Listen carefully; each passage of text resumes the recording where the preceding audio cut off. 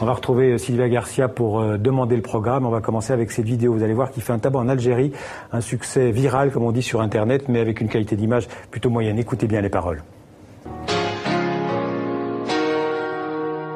Dites-moi comment il va, quel est son état de santé. Certains me disent ne t'inquiète pas, il arrive quand même à parler. D'autres disent qu'il ne bouge plus, qu'il n'arrive même pas à marcher. Ça fait longtemps qu'on l'a pas vu, ni dehors ni à la télé. Pas vrai, où es-tu Boutef? Dis-moi où es-tu Boutef? Sans même pouvoir parler, tu veux encore être le chef.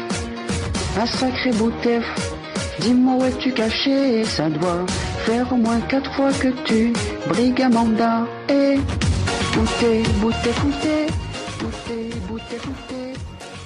Bonsoir Sylvia. Bonsoir Alors, tout le monde aura reconnu Papa Outé de Stromae. Oui. Et évidemment ça se passe, mais ça concerne la présidentielle en Algérie. Et vous l'avez entendu, les paroles sont féroces. Bouteflika, hymne anti-Bouteflika, le président malade et invisible en lice pour un 4e mandat.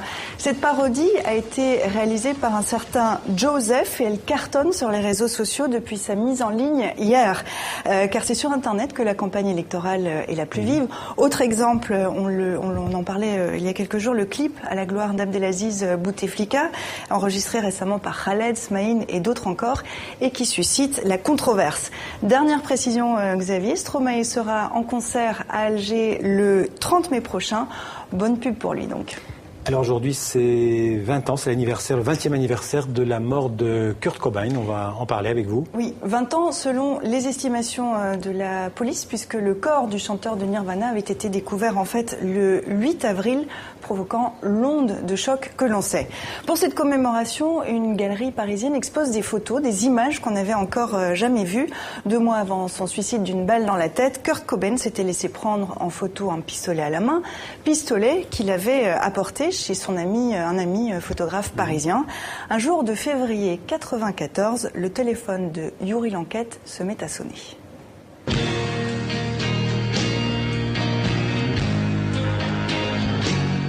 Une après-midi, il m'a dit « Tiens, ce soir, je t'amène le groupe, on va faire une session photo. » La fameuse session photo que je n'arrivais jamais à faire depuis plus de 2 ans et demi ou 3 ans que je les suivais. Et donc, j'y ai pas cru. Et je suis rentré chez moi et à 20h30, 21h, ils m'ont appelé pour me dire « Attention, on arrive. » Donc tout d'un coup, c'était branle-bas de combat. Ils sont arrivés avec un bon état d'esprit parce que, bon, malgré tout, on était potes. Kurt, il connaissait bien mon studio. Les 2 autres, c'est 2 gars plutôt sympas. Et l'ambiance était plutôt relaxe. Après, globalement, Kurt Cobain, à cette période-là, était plutôt déprimé, on va dire, fatigué. Dans les photos que j'avais prises cette fameuse soirée, il y en avait tout un tas où effectivement il jouait avec l'arme en la pointant vers lui. Et il se trouve que ces images-là, bien qu'il les ait approuvées, moi je les avais trouvées un petit peu gênantes. Et mon agence qui à l'époque, elle, aurait aimé que je les diffuse, ces fameuses images, avait tendance à me dire « Mais oui, s'il a fait tout ça, c'est parce qu'il savait ce qu'il comptait faire et que quelque part, il t'a choisi toi parce que c'était quelqu'un en qui il avait confiance et que moi, je n'y crois pas tellement à cette théorie. » J'avais m'étais dit 10 ans. Il faut au moins 10 ans pour que de l'eau ait coulé sous les ponts, pour que ça soit devenu de l'histoire et non plus du news. Et après, je crois que si on est arrivé jusqu'au 20, c'est un peu à cause de ma flemme pour le faire.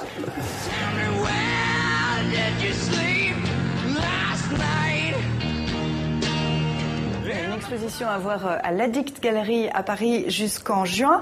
Et puis dès qu'il aura trouvé le bon éditeur, Yuri Lanquette se penchera sur sa longue carrière qu'il a amené à côtoyer pas mal de beau monde.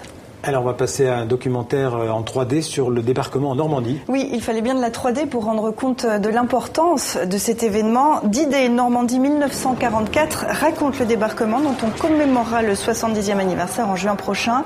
Un condensé d'histoire en 40 minutes, une grande fresque réalisée par Pascal Wong, racontée par l'acteur François Cluzet.